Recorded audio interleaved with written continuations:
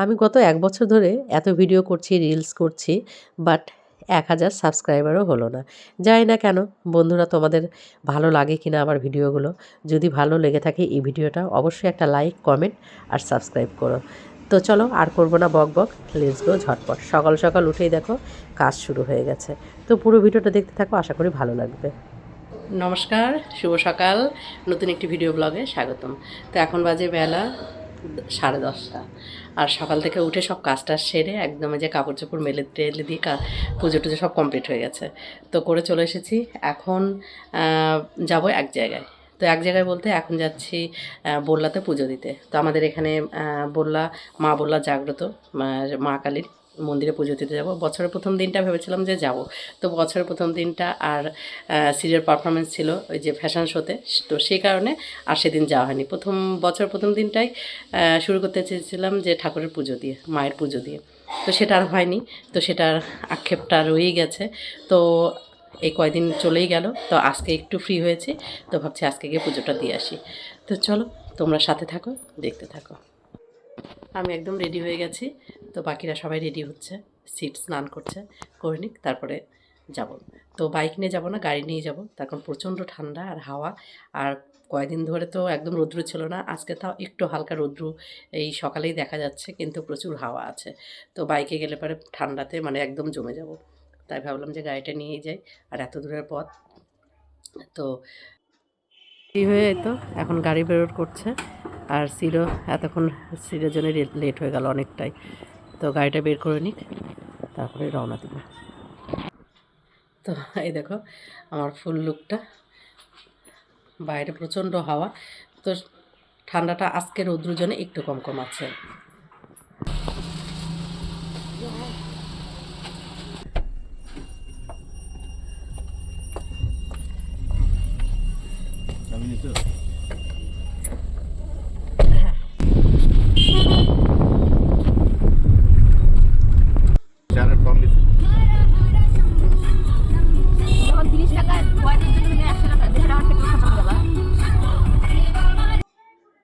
বাইরে তো বেরিয়েছে, বাট গাড়ির তেল নেই।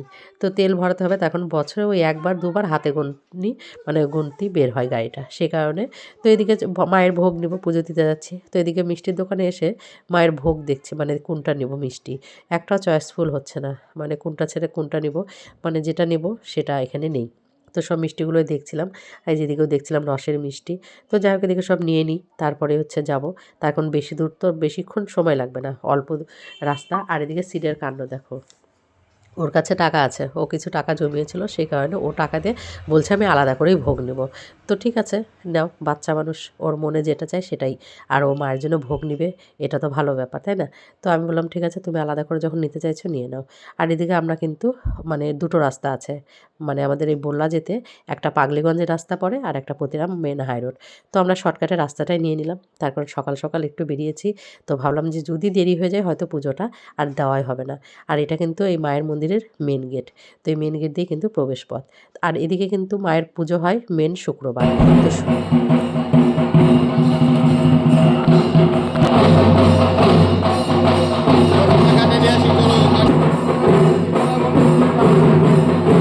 তো কথা বলতে বলতে দেখো অবসান সমাপ্তি হলো।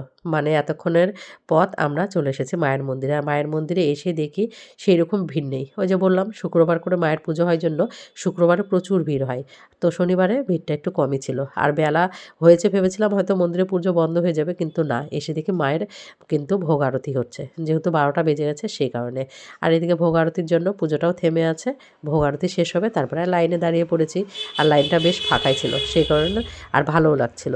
রৌদ্র লাগছিল, ঠান্ডা ঠান্ডা। আর এই দেখো মাকে দর্শন করো, মায়ের মুখটা এত সুন্দর মিষ্টি, আর এত সুন্দর দেখতে, মানে একদম সোনা মা।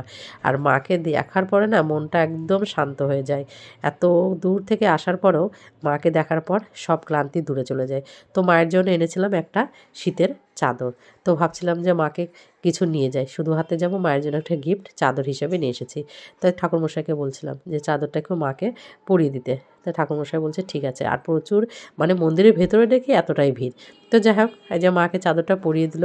আমার তো ভীষণ ভালো লাগলো, আর মাকে দর্শন করার পরে আরও মনটা শান্ত হয়ে গেল। তো কেমন লাগলো পুরো ভিডিওটা অবশ্যই তোমরা কমেন্টে জানাবে। অবশ্যই একটা লাইক, কমেন্ট, শেয়ার। আর সবাই ভালো থাকবে, সুস্থ থাকবে, সব্বার মা ভালো করবে। তার কারণ মা তো আমাদের জন্যই, তাই না?